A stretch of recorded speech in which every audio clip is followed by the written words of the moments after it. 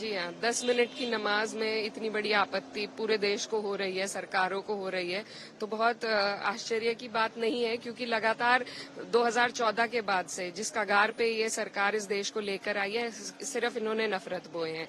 इनको जब यूएई में या कहीं और जाना होता है तो ये सबसे गले मिलते हैं, सबको गले लगाते हैं, लेकिन जब अपने देश में अपने सौगाते मोदी की बात चल रही है, सौगात सबसे बड़ी मुसलमानों के लिए ये है कि उनके हकों को, उनके हुकूकों को उन्हें दिया जाए। लगातार छीनने का काम जो हो रहा है, चाहे कहीं सर्वे करा के हो, वक्फ का बिल ला के हो, आज नमाज रोक रहे हैं, कल पता नहीं क्या करना चाहते हैं, लेकिन हम इस देश की मिट्टी में हमारे बड़ों का, हमारे बुजुर्गों का खून शामिल है। हम कहीं नहीं जाएंगे, यहीं रहेंगे। सरकारें आती हैं, जाती हैं, आज इनकी तानाशाही है, लेकिन हमेशा नहीं चलेगी। वक्त को लेकर बात हो रही है कि लाया जाएगा। All India Muslim personal law board ने कहा है कि जितने भी लोग हैं उसका विरोध करते हैं वो काली पट्टी बांध कर चलें और अपना विरोध जताएं, पब्लिक में जाएं, लोगों के बीच में जाएं। इसको कैसे देखते? लगातार इसका विरोध प्रदर्शन हो ही रहा है और सब लोग विरोध कर रहे हैं, लेकिन सरकार अपनी तानाशाही पे आमादा है।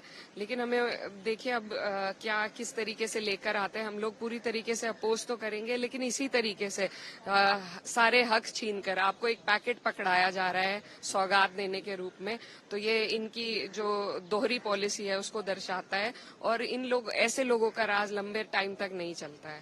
जयंत चौधरी भी मैम देखिए, जो भी आदमी जो हिंदुस्तान की भावना को, संविधान की भावना को अपने दिल में लेकर चलता है, वो समझता है कि ये गलत है। और मुझे खुशी है कि कुछ लोग जो सरकार के साथ जुड़े हुए हैं वो इतनी समझ रख रहे हैं कि वो आगे आकर इन सब चीजों के खिलाफ बोल रहे हैं, और उम्मीद यही है कि सरकारें समझेंगी और इस तरीके के जो फरमान है तानाशाही के, उनको वापस लेंगी। जो वक्फ संशोधन बिल लाया जा रहा है उसके मुखालफत में है और सदन से, सड़क से लेकर सदन तक उसकी मुखालफत कर रहे हैं। All India Muslim personal board ने जो मांग की है या एक गुजारिश की है कि काली पट्टी बांध कर नमाज अदा करें, तो यकीनन ये हमारा हक है संवैधानिक कि हम किसी चीज के लिए, अगर हम किसी के खिलाफ है तो विरोध प्रदर्शन कर सकते हैं। तो इसमें मैं इनकी उस मांग के उसमें समर्थन में हूँ।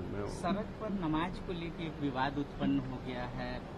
पहले संभल एडीएम ने भी मना। देखिए, वैसे तो काफी लंबे समय से अब नमाज सड़क पर नहीं होती है, और जहां तक नमाज सड़क पे अदा होने की बात है, कोई भी मुसलमान खुशी से नमाज को सड़क पे अदा करना नहीं चाहता, और न ही नमाज की हमको सड़क पर अदा करने का मकसद हमारा ये नहीं था जब नमाज पहले अदा करते थे कि किसी की भावनाओं को ठेस पहुंचाएं या किसी को कोई परेशानी पैदा करें। सिर्फ मस्जिद के अंदर, क्योंकि जुम्मे का दिन ऐसा होता है रमजान शरीफ के अंदर, कुछ नमाज हम जो है अपने घर पे भी अलग या वैसे पढ़ सकते हैं जमात से हटके भी, लेकिन जुमे के दिन की नमाज को मस्जिद में जमात से पढ़ा जाता है। इसलिए उस दिन तादाद ज्यादा हो जाती है, तो उस मजबूरी की वजह से मस्जिद में इतनी जगह नहीं होती, तो बाहर नमाज पढ़नी पड़ती थी।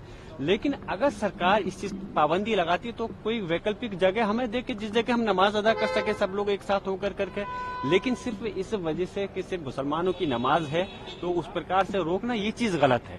इस चीज की मैं कड़े शब्दों में निंदा करता हूँ।